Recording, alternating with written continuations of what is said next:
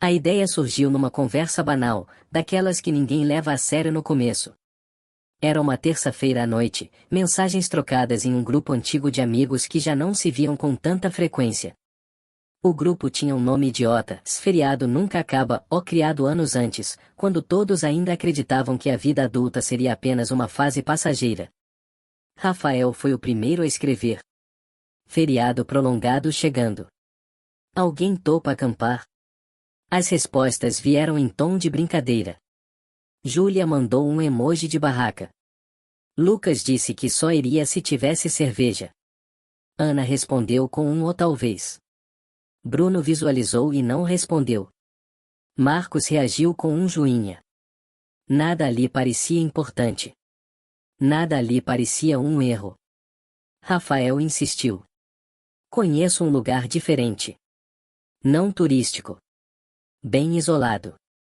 A palavra isolado passou despercebida. Talvez porque todos, em algum nível, estivessem cansados demais da presença constante de outras pessoas, de barulhos, notificações, compromissos. A ideia de desaparecer por alguns dias parecia confortável. Na sexta-feira seguinte, estavam todos dentro de 2 carros, deixando a cidade para trás. Se alguém tivesse observado de fora, teria visto 6 pessoas normais. Rindo. Conversando. Discutindo playlists. Mas desde os primeiros quilômetros, algo começou a se deslocar silenciosamente entre eles. Não era medo. Ainda. Era uma sensação vaga de que aquela viagem não estava sendo feita apenas por vontade própria. O asfalto terminou sem aviso. Uma placa enferrujada, quase ilegível, indicava uma estrada vicinal. Rafael virou o volante sem hesitar. Tem certeza que é por aqui? Perguntou Ana, olhando pela janela. Absoluta, respondeu ele rápido demais. A estrada de terra era estreita. Árvores altas dos 2 lados criavam um corredor irregular, como costelas curvas se fechando sobre eles. O céu parecia distante ali dentro, fragmentado por galhos. O rádio perdeu o sinal. Os celulares começaram a oscilar. Lucas tentou abrir o GPS. Estranho, murmurou. O mapa tá vazio. Vazio como? Perguntou Júlia. Como se essa estrada não existisse. Rafael deu uma risada curta. GPS nunca funciona direito em mata fechada. Mas Júlia percebeu algo no retrovisor. A estrada atrás deles parecia diferente. Mais estreita. Como se estivesse se ajustando. Ela piscou, achando que era cansaço. Não comentou. O silêncio aumentou conforme avançavam. As conversas se tornaram espaçadas, depois inexistentes. O som do motor era abafado, como se algo absorvesse o ruído. Nenhum inseto. Nenhum pássaro. Nenhum vento. Quando finalmente pararam, o relógio do painel marcava 17h40. O céu, no entanto, parecia de fim de tarde avançado demais. O lugar era errado. Essa foi a primeira impressão clara. Um clareamento circular, limpo demais para ser natural, cercado por árvores antigas que pareciam inclinadas para dentro. O espaço lembrava uma arena silenciosa. Aqui? Perguntou Marcos.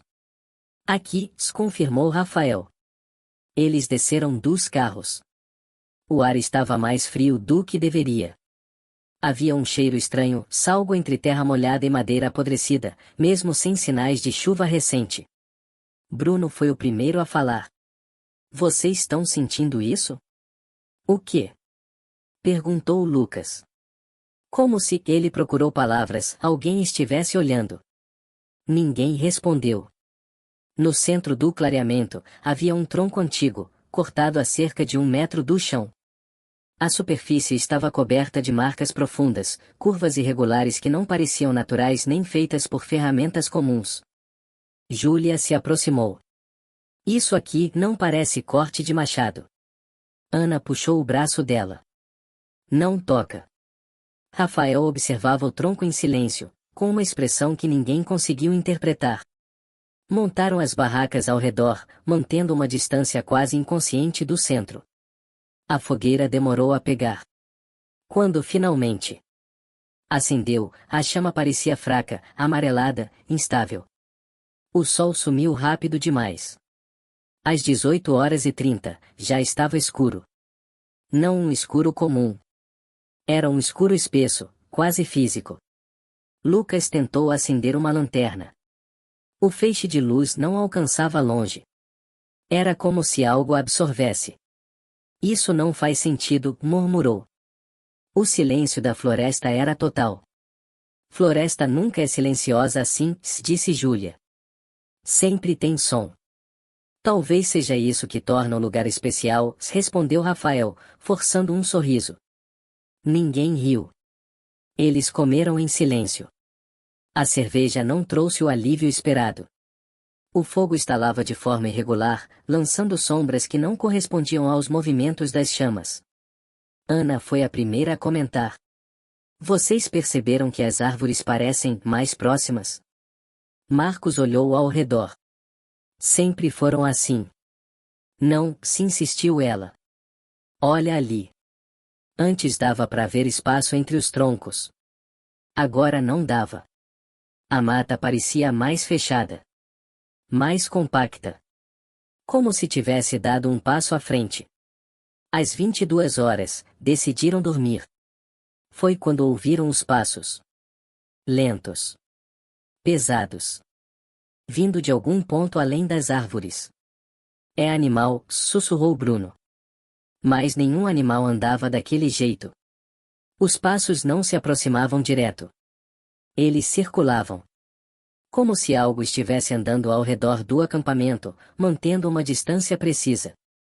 Rafael saiu da barraca com a lanterna. Tem alguém aí? O feixe de luz varreu a escuridão. Nada. Mas os passos continuaram. Mais próximos. Mais definidos. Até pararem de repente. O silêncio voltou. Mais pesado do que antes. Vamos embora amanhã cedo, disse Júlia. Não gostei disso. Rafael não respondeu. Dentro da barraca, Ana demorou a dormir. Em algum momento, ouviu algo próximo ao ouvido. Uma respiração. Rítmica. Muito calma. Ela abriu os olhos. Não havia ninguém. Mas a sensação de presença permaneceu. 5. Manhã sem sol. O amanhecer não trouxe luz. O céu estava cinza, coberto por nuvens espessas, mesmo sem previsão de chuva. O relógio de Lucas marcava 8h, mas parecia ainda madrugada. Foi Bruno quem encontrou as marcas primeiro. Ei, chamou, a voz tensa. No chão, ao redor do acampamento, havia pegadas. Mas não eram humanas. Longas demais. Os dedos, ou se é que podiam ser chamados assim, eram finos, esticados, afundando a terra como garras. Isso não é bicho, disse Marcos. Júlia começou a chorar. A gente vai embora. Agora. Arrumaram tudo às pressas. Mas quando tentaram voltar para os carros, algo estava errado. A estrada não estava lá. No lugar, apenas mata fechada. Não, sussurrou Lucas. Não pode ser. Eles correram para outro lado. Mais árvores. Tentaram outro. O mesmo. O clareamento permanecia no centro, intacto.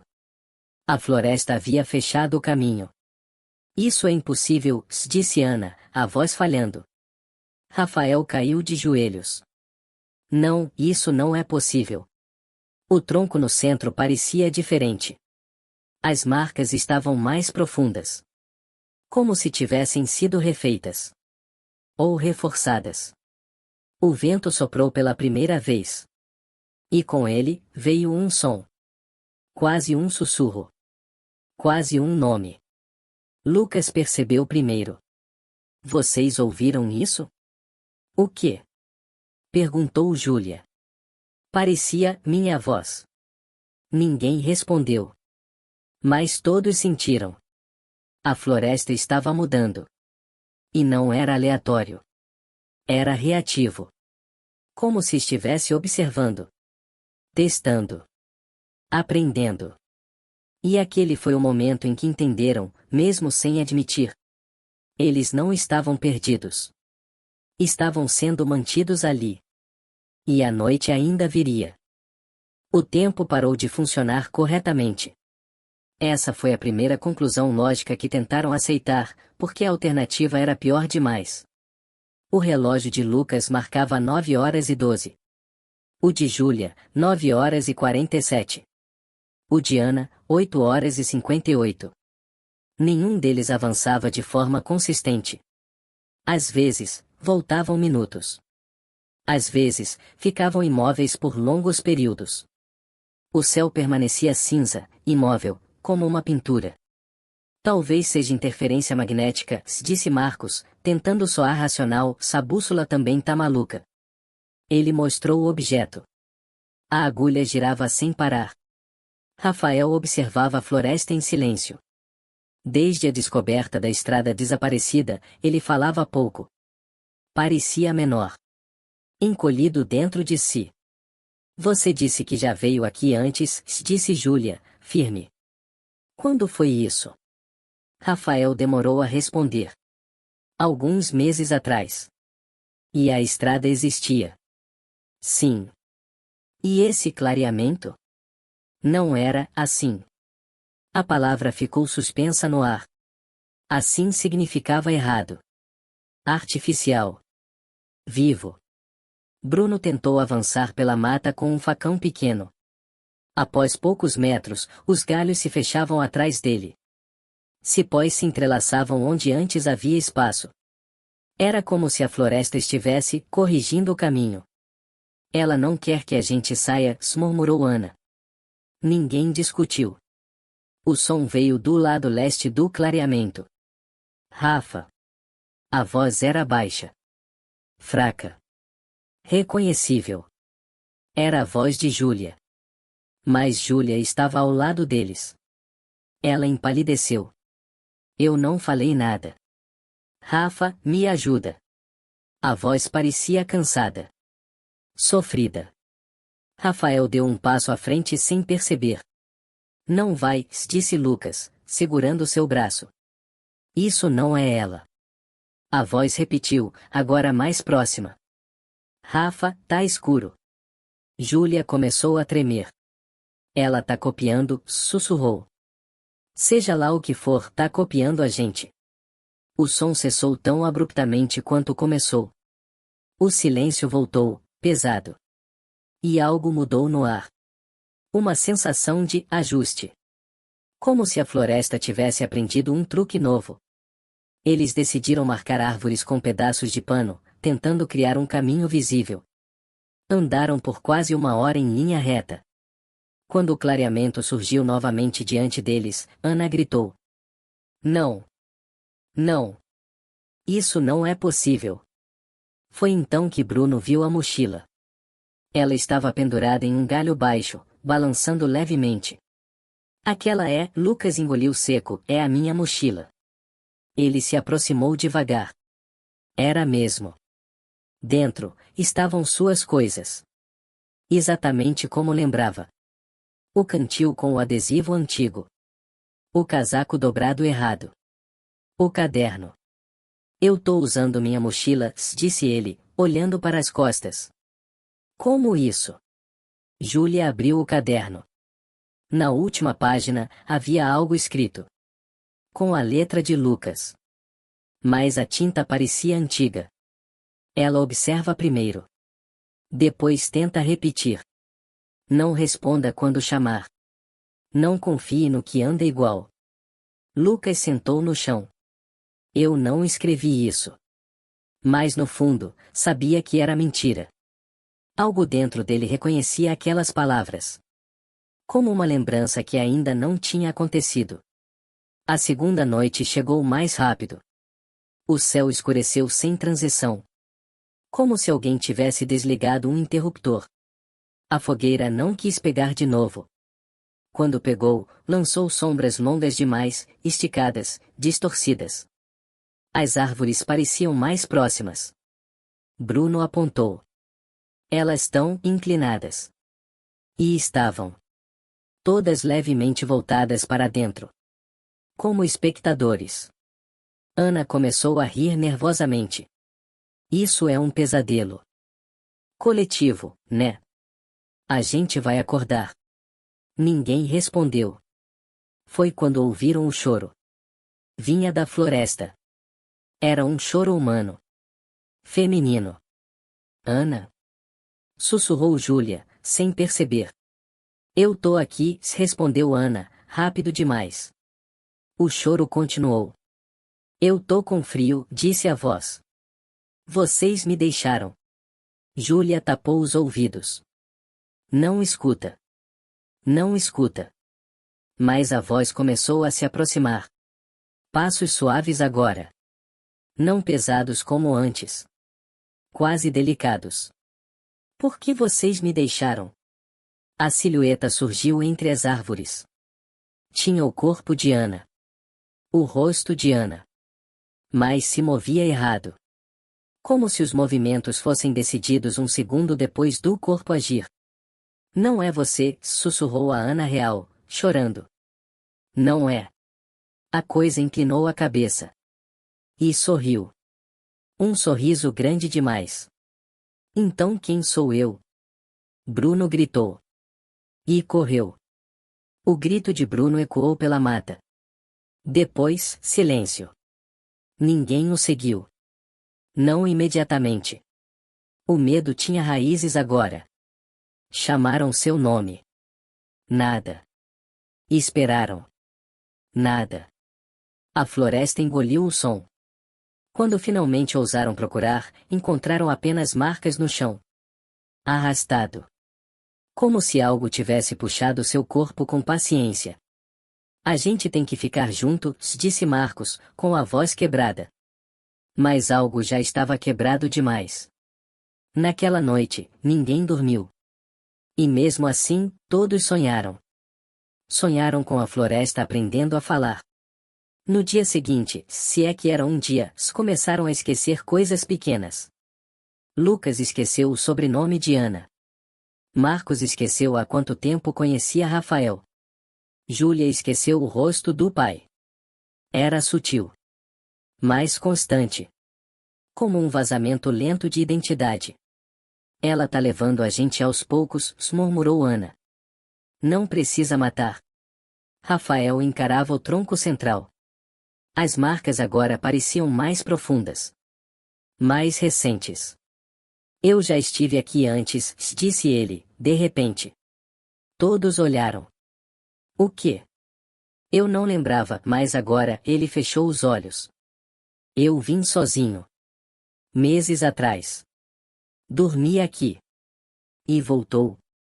Perguntou Marcos. Rafael hesitou. Não exatamente. O vento soprou. E trouxe com ele uma voz nova. Rafa, você prometeu voltar. Rafael caiu de joelhos. Eu deixei alguém aqui, sussurrou. O grupo entendeu. A floresta não começou com eles. Eles eram apenas a próxima camada. No fim da tarde, encontraram Bruno. Ou algo usando ele. Ele estava em pé no meio do clareamento. Imóvel. Bruno? Chamou Ana. Ele virou lentamente. O rosto era dele. Mas os olhos, vazios demais. Vocês podem ir agora, disse ele, com uma voz que não tinha emoção. Ela aprendeu o suficiente. Marcos deu um passo à frente. Cadê o Bruno de verdade? A coisa sorriu. Aqui. E apontou para a cabeça. Marcos vomitou. A coisa deu um passo atrás. Mas alguém precisa ficar. E então, Bruno caiu. Como um boneco sem cordas. Morto. Ou vazio. O tronco central estalou. As marcas brilharam por um instante. E a floresta respirou fundo. Restavam 4. E todos sabiam. A floresta não deixaria todos irem. Ela nunca deixa. Alguém tem que ficar, disse Rafael, finalmente. Júlia chorava em silêncio. Não escolhe a força, murmurou Ana. Ela convence. O som de passos voltou. Mas agora, vinham de todos os lados. E entre eles, vozes conhecidas. Misturadas. Confusas. Treinando. A floresta estava pronta. Não houve anúncio. Nenhum clarão no céu, nenhum som sobrenatural que marcasse a decisão. A floresta simplesmente parou de se mover. As árvores deixaram de se inclinar. O vento cessou. Os sussurros desapareceram, como se alguém tivesse fechado a boca de algo gigantesco. O silêncio agora não era hostil. Era expectante. Rafael foi o primeiro a entender. Ela já escolheu, disse, com a voz vazia. Só falta a gente aceitar. Restavam 4, Rafael, Júlia, Ana e Marcos. Bruno estava morto.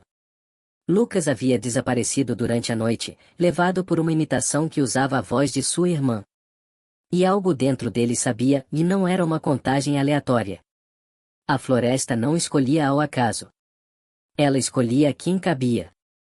Marcos foi quem começou a mudar primeiro. Ele passou a andar pela borda do clareamento sem perceber, como se estivesse desenhando um círculo invisível. Às vezes murmurava palavras desconexas. Às vezes repetia frases que nenhum deles lembrava de ter dito. Marcos? Chamou Júlia. Ele se virou. Piscou. Você sempre fala comigo assim? Perguntou.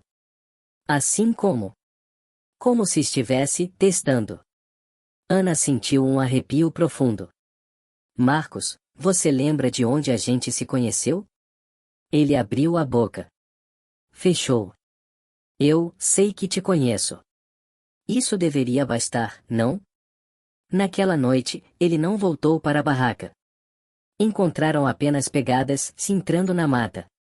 Nenhum sinal de luta. Nenhum grito. A floresta não precisava mais forçar. Ela apenas abriu espaço. O tronco no centro do clareamento estava diferente. As marcas agora formavam algo reconhecível. Símbolos. Ou letras. Júlia foi a primeira a perceber. Isso é escrita. Ana se aproximou, com cuidado. Não é uma língua. É um padrão. Como se alguém tivesse tentado ensinar a floresta a registrar. Rafael fechou os olhos. Eu fiz isso. As duas o encararam. Quando vim aqui antes, continuou ele, se eu não percebi o que era. Achei que fosse um lugar estranho, só isso. Mas ela me mostrou coisas. Vozes. Imagens. Pediu pra ficar. E você foi embora, disse Júlia, com raiva. Eu prometi voltar. O vento soprou. Pela primeira vez, não foi frio. Foi quente. A floresta respondeu. Uma voz profunda, múltipla, sem direção clara. Sempre voltam. Júlia começou a chorar. A gente não pode deixar isso continuar. A voz pareceu refletir. Continuar é existir. O tronco estalou. Uma rachadura se abriu, revelando algo escuro dentro. Não era um buraco. Era fundo demais para ser físico. Rafael deu um passo à frente. Se eu ficar, vocês podem ir? O silêncio respondeu. Depois. Você já ficou. Ana ouviu seu nome. Ana. A voz vinha atrás dela. Ela se virou lentamente.